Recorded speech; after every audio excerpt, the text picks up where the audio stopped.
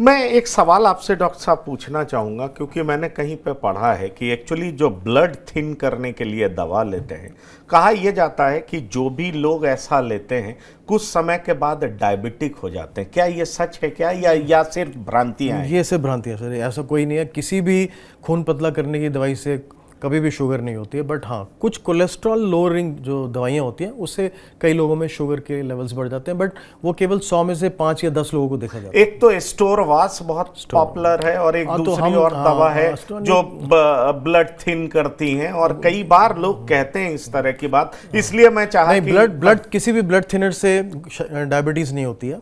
But हाँ, कुछ cholesterol lowering medicine है जैसे एटोर्वास्टैटिन है, रोजुवास्टैटिन है, तो उन लोगों में जो बहुत ज़्यादा शुगर्स खाते हैं या वजन ज़्यादा, एक्सरसाइज नहीं कर रहे, तो उन लोगों में डायबिटीज़ होने के चांसेस है, बट सब लोगों में नहीं है। चलिए, एक सवाल मैं और चाहूँगा कि आप हमारे दर्शकों को बताइए जो हेल्दी हैं और हेल्दी रहना चाहते हैं, हैप्पी रहना चाहते हैं, सुबह सुबह उनके लिए कुछ ऐसा पेय पदार्थ हो, जैसे देसी इलाज में लोग कहते हैं अर्जुन का छाल पीजिए आपका कोलेस्ट्रॉल खत्म हो जाएगा। कई लोग बहुत तरह की बातें बताते हैं, तो मैं यही आपसे समझना चाहूँगा क्या पीना और खाना चाहिए जिससे हम अपने दिल को खुश रख सकें और स्वस्थ रख सकें।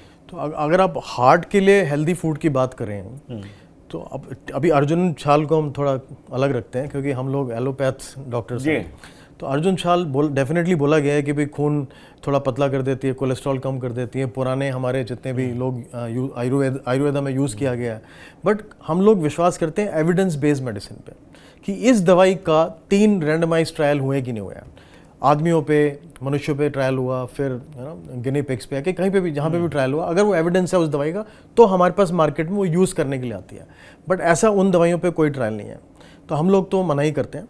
तो जो एविडेंस बेस्ड हम वो यूज़ करते हैं। दूसरा, अगर आप हार्ट हेल्दी फूड की बात करें तो कुछ चीज़ें बड़ी इंपॉर्टेंट है कि रिफाइंड कार्बोहाइड्रेट को अवॉइड कीजिए।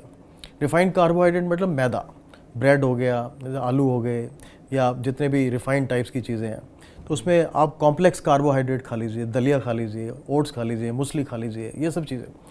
तो रोटी खा रहे हैं तो उसके अंदर जो चोकर है वो मत निकालिए, उसके अंदर मिला लीजिए, ज्वार मिला लीजिए, बाजरा मिला लीजिए। पुराने ज़माने से ये चीज़ें खाती ही जा रही हैं। आजकल क्या हो गया, हर चीज़ रिफाइंड हो गई, हर चीज़ रिफाइंड हो गई जो जल्दी से बन जाती है। प्रोसेस्ड फूड को अवॉइड कीजिए। सॉल्ट बहुत कम खाइए, स्पेशली अगर आपको ब्लड प्रेशर है। कम से कम 2 से 3 फ्रूट की सर्विंग बहुत इंपॉर्टेंट है। वेजिटेबल्स की बहुत सर्विंग इंपॉर्टेंट है।